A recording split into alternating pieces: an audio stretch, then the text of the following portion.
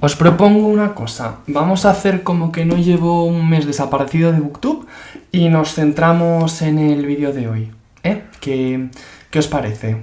Bienvenidos lectores y lectoras a mi canal una vez más.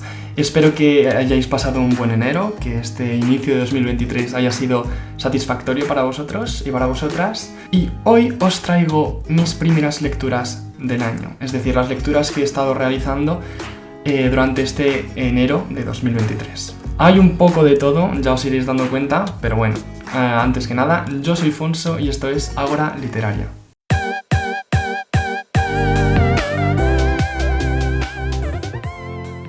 ¿Y qué os traigo hoy? Bueno, pues hoy os traigo básicamente 5 obras.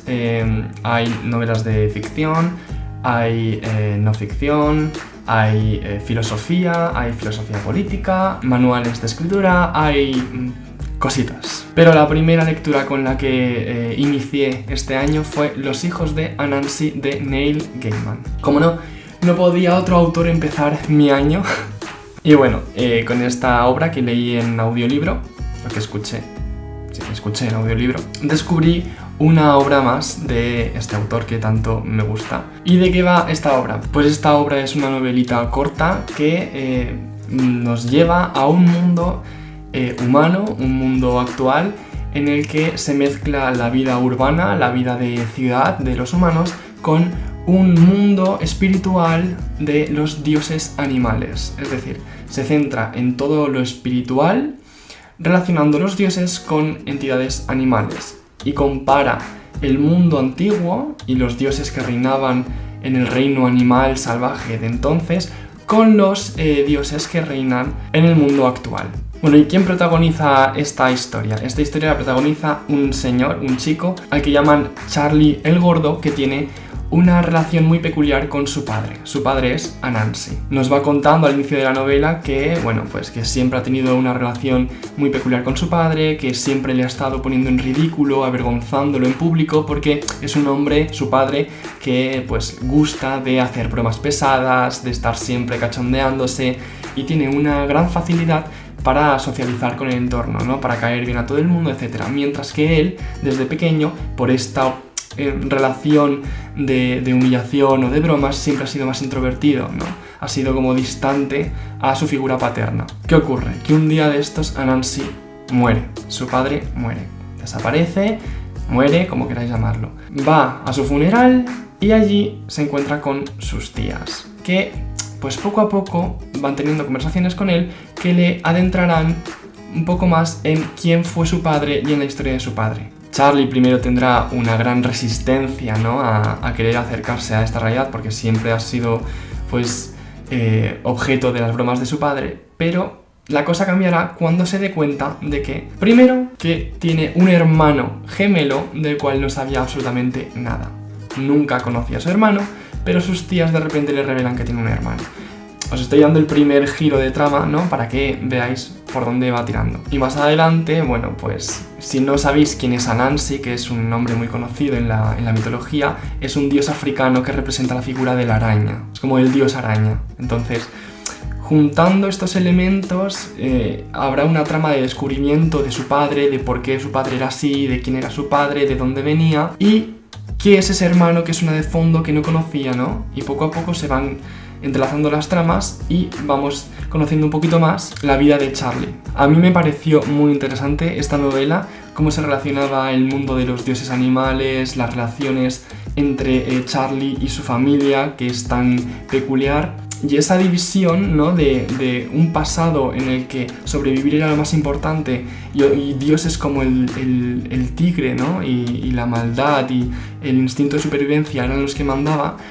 Cómo evoluciona hasta un presente en el que Anansi es el dios de los cuentos, el dios de los relatos, ¿no? De las ficciones, y le roba ese puesto al dios del tigre. Entonces como que está esa dualidad, esa lucha, mientras Charlie se va a descubrimiento y va entendiendo por qué su padre era como era. Entonces es muy interesante en general, pero es cierto que a mi juicio no es la mejor obra de Neil Gaiman, básicamente porque tiene obras mucho mayores, mucho más interesantes, mucho más importantes, Entonces le puse 4 estrellas, que es muy buena puntuación, pero es verdad que no llegó a conectar conmigo tan fuerte como otras historias del autor. Entonces echadle un vistazo si os interesa la trama.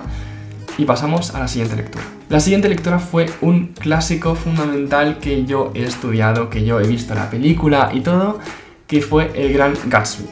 No la había leído hasta ahora, lo escuché en audiolibro y fue una maravilla. Su adaptación ha sido muy conocida, tiene actores de primer nivel, fue galardonada. Bueno, creo que de Los hijos de Anansi, por cierto, se me olvidó comentarlo, también están preparando una adaptación en forma de serie. Pero bueno, la película del Gran Gatsby es legendaria. Y el libro sobre la que se basa lo es todavía más. O sea, la forma de narración que tiene Scott Fitzgerald, la forma en la que se describen los paisajes, la forma en la que se describe la vida de los ricachones estadounidenses de los años 20, creo que me creyeron. Tiene una forma muy peculiar de describir la forma en la que ven el mundo los ricos de aquella época de Estados Unidos, ¿no? Las grandes fiestas, los ocios, la forma muchas veces en la que utilizaban este ocio para taparse los ojos y no prestar atención a cuestiones más importantes o incluso más emocionales, ¿no? La forma en la que pues muchas veces podemos recurrir al placer y a las excusas de la socialización para no indagar más en lo que realmente nos importa o en lo que nos puede llegar a hacer daño en algún momento y tenemos que sanar de alguna manera. Esta obra básicamente nos cuenta la historia de pues, un chico joven que va a la gran ciudad de los ricos, no me acuerdo ahora mismo qué ciudad era, pero básicamente es donde pues, se concentran los ricos de la época y pues alquila una casita para iniciar un negocio de vender bonos, ¿no? Que era una cosa que se llevaba mucho en el momento. Y resulta que el vecino de la casita en la que se hospeda, en la que vive ahora este chico, es la mansión inmensa de El Gran Gatsby, que es un señor misterioso que no mucha gente ha visto ni conoce, pero que celebra unas fiestas increíbles, impresionantes, a las que acude toda la alta sociedad de aquel momento. Entonces es muy curioso como vemos que se montan fiestas increíbles donde hay muchísima gente, muchísimo alcohol, muchísimas bandas tocando hasta altas horas de la madrugada. Bueno, si habéis visto la película sabréis a lo que me refiero, pero prácticamente nadie ha visto o conoce personalmente al Gran Gatsby, es decir, al dueño de la casa, a quien ha organizado las fiestas. Pero resulta que en una de estas fiestas un señor muy peculiar se acerca a nuestro protagonista y empieza a hablar con él, a conocerle, a interesarse por su vida. Resulta que después nos damos cuenta de que ese señor misterioso es el Gran Gatsby y empieza a haber una relación de amistad entre el protagonista y este hombre tan misterioso y tan curioso, muy rico pero que nadie sabe 100% cómo ha conseguido su fortuna. Y bueno, todos los entresijos que se van formando entre su relación y la forma en la que nuestro protagonista es un protagonista testigo de la historia del Gran Gatsby, ¿no? De la razón real y verdadera por la que está tan obsesionado por mostrar su riqueza y por montar estas grandes fiestas que nadie entiende del todo pero que todo el mundo disfruta. Entonces, básicamente es una historia de amor. No quiero hablar mucho más de la trama porque si alguien no ha visto la película o no ha leído el libro, tampoco es cuestión de destripar el final o los motivos por los que hace estas fiestas, pero no puedo hacer más que recomendar esta obra por no solo lo bonito de su trama y las cosas que investiga y el reflejo de la sociedad que hace, sino por la belleza misma de la narración, por esas descripciones tan hermosas del entorno de los grandes ricos y el análisis psicológico de sus personajes. El siguiente audiolibro que escuché fue El arte de ser feliz, de Arthur Schopenhauer.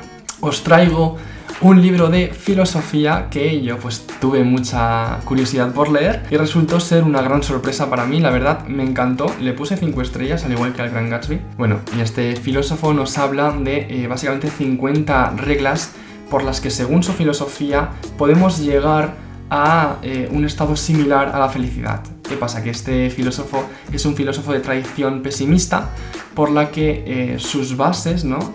Las máximas con las que argumenta esas normas son cuestiones pues muy totales, como que es imposible ser feliz como concepto, ¿no? Es imposible llegar a un estado perpetuo de felicidad en la que nada nos afecta, ni ningún dolor puede llegar a molestarnos por esa por ese estadio al que hemos llegado, ¿no? Pero sí podemos llegar a hacer ciertas cosas o a tomarnos las eventualidades de la vida de cierta manera para no depender de lo externo y mantener una vida tranquila y calma, a lo cual Schopenhauer dice que podemos llamar felicidad, o es lo más próximo a la felicidad que podemos conocer. La verdad es que muchos de estos argumentos fueron grandes sorpresas y las reflexiones que hace son brillantes en muchos de los momentos, y son ideas como que las alegrías, ¿no? Que en realidad pensamos que tenemos que buscarlas y perseguirlas, y cuantas más alegrías, momentos de alegría alcancemos, pues formarán un hilo contiguo a lo que podemos llamar felicidad. En realidad son negativas, ¿no? Son momentos de euforia, son momentos de, pues eso, de alegría muy elevada, que en realidad cuanto más elevadas son en felicidad, mayor es la caída o mayor puede ser la decepción, por lo tanto mayor es el daño que podemos llevarnos emocionalmente por tenerlas. La verdad es que es bastante mind-blowing, y que a la vez las cosas negativas, los dolores, los sufrimientos llegarían a ser, por lo contrario a las alegrías, lo positivo de la vida. Y es que si conseguimos conocernos y conocer la manera en la cual evitarlos o alejarnos de nuestra vida, son lo que realmente pueden formar la fundamentación para nuestra tranquilidad. Es decir, huir de esos peligros, huir de esos sufrimientos es lo que a la larga puede mantenernos en un estado tranquilo, vital. Bueno, esto es solo una de las 50 normas, uno de los 50 consejos.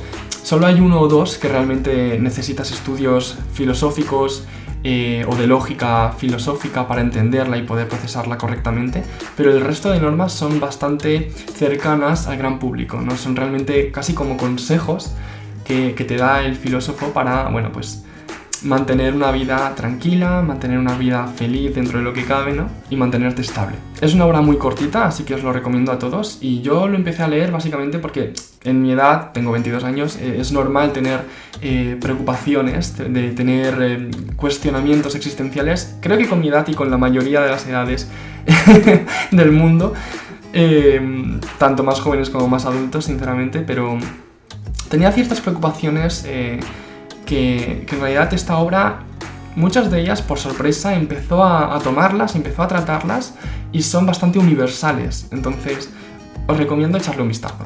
La siguiente obra, volvemos con la filosofía, pero esta vez filosofía política, fue La paz perpetua de Immanuel Kant. Este es un clásico de literatura política filosófica que yo tenía muy pendiente porque durante mi carrera pues la nombran constantemente, y bueno, pues me la he sacado de encima. También es una obra muy cortita, pero básicamente trata de los fundamentos teóricos, los fundamentos político-filosóficos por los cuales los estados deberían realmente perseguir un estado democrático, ¿no? Para evitar la guerra, es decir, conseguir un estado de paz perpetua, de paz permanente en el mundo, persiguiendo este estado de democracia, de líderes que tengan esta mentalidad. Y la verdad es que es muy interesante y está muy bien escrita. O sea, Kant fue un filósofo también muy famoso, se estudia en los bachilleratos, que tiene una argumentación, una forma de pensar muy sólida, casi sin fisuras, y es muy interesante de leer. Es cierto que esta lectura requiere un poquito más de empeño, de esfuerzo, pero realmente vale la pena si puedes enfocarte en entender lo que te quiere decir el autor. Es increíble porque esta obra fue escrita hace mucho tiempo, pero si analizamos el estado actual del mundo internacional, realmente te das cuenta de que está basado en sus principios teóricos, es decir, lo que él argumentaba que debería ser los estados, que debería ser el mundo internacional, que deberían ser muchas cosas, son como hoy en día funcionan. Básicamente habla de organismos como la ONU, ¿no? Las Naciones Unidas, sin que hubieran existido ni sido planteadas en ese entonces. Habla de cómo las democracias deberían funcionar y relacionarse entre ellas sin que en ese momento funcionaran de esa manera, pero hoy en día lo hacen. Entonces es muy interesante esta lectura. Os la recomiendo si os interesa la política o la filosofía política. Tengo muchas otras obras pendientes de él que son más enfocadas a la moral y tal, pero bueno, os lo recomiendo, ya está. Y la última lectura de este enero fue terminar este librito de aquí, es el curso de escritura narrativa de Brandon Sanderson. Ya os dije lo que me parecía, obviamente le he puesto 5 estrellas, me ha maravillado. Ya sabéis que lo estaba estudiando, que estaba poniendo post-its, que le estaba subrayando, que le estaba poniendo de todo. Es una obra que es lectura obligada para cualquiera que quiera ser escritor o quiera dedicarse al mundo de la escritura o quiera conocer el mundo editorial más en profundidad. Ya os dije que está dirigido a escritores de ciencia ficción y fantasía en un principio, porque Brandon Sanderson es uno de los autores superventas más grandes del mundo hoy en día de estos dos géneros, pero puede ser aplicado sus consejos, sus clases de escritura a cualquier escritor en general. Habla de cosas muy interesantes. Bueno, primero se fundamenta, porque esto, bueno, tengo que desde el principio avisar que es una transcripción de las clases que da de escritura creativa en la universidad en Estados Unidos, ¿vale? Entonces, están subidas las clases a YouTube porque durante la pandemia, pues muchos de los estudiantes tuvieron que seguirlas online y está abierto al público. Si sabes inglés, puedes seguirlas perfectamente. Y si no, publicaron este libro que es la transcripción prácticamente total de sus clases traducidas al español. Y está muy bien. Habla o se basa su teoría en 3 leyes fundamentales, que las tengo aquí apuntadas. Bueno, son 3 leyes fundamentales y una ley cero. La primera ley es que la capacidad de un autor para resolver un conflicto mediante la magia de manera satisfactoria es directamente proporcional a lo bien que el lector haya comprendido dicha magia. Es decir, Brandon Sanderson es muy conocido por los mundos que construye y por los sistemas de magia lógica, magia dura, que ya os expliqué en un vídeo anterior, con los que funcionan. Y entonces aquí te dice: si creas un sistema de magia en un mundo fantástico, la capacidad que tenga tu lector de entender ese sistema es directamente proporcional a la capacidad que tienes tú como escritor para solucionar los conflictos de manera satisfactoria. Es decir, de manera que el lector lo entienda y le parezca interesante y le parezca curioso, bonito. La segunda ley sobre la que fundamenta su teoría es que los defectos, las limitaciones y los costes son más interesantes que los poderes. Y esto es una cosa que me parece súper interesante, porque es cierto que muchas veces que leemos o que vemos películas de ficción, de fantasía, de ciencia ficción, nos fijamos en personajes que tienen poderes muy interesantes o que son muy poderosos, pero lo que realmente nos hace interesarnos por su poder y lo que hace interesarnos en su vida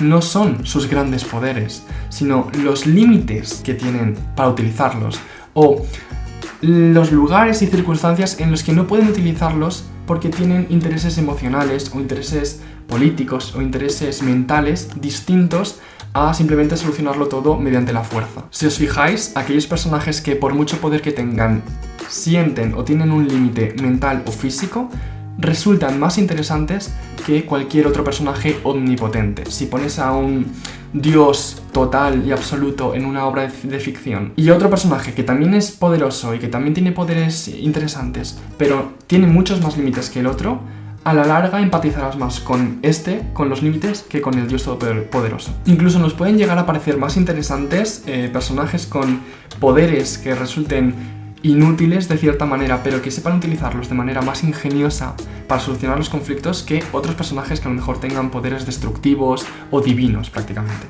La tercera ley es: antes de añadir algo nuevo, procura ampliar lo que ya tienes. Y esto es muy interesante, sobre todo para escritores de ficción, que muchas veces pues queremos escribir grandes mundos y extender los territorios y extender los sistemas de magia y muchos personajes y muchos poderes y mucho de todo, pero al final, por querer hacer tanto, te quedas en una capa muy superficial de cada uno de ellos. Entonces aquí Sanderson te dice: es mucho más inteligente que tengas un reino, 2 personajes y un sistema de magia y que profundices hasta el final, que los exprimas hasta la última gota de interés, que tengas 50 reinos, 30.000 personajes y 4 sistemas de magia, si en realidad luego no los utilizas del todo. Y la ley cero, que es una frase muy simple en realidad, lo estoy leyendo de aquí del libro, es: decantaos siempre por lo impresionante. Al final, si haces un gran mundo chulísimo, con muchos personajes interesantes y magia y tal, pero describes una historia común, corriente y normal, da igual el escenario.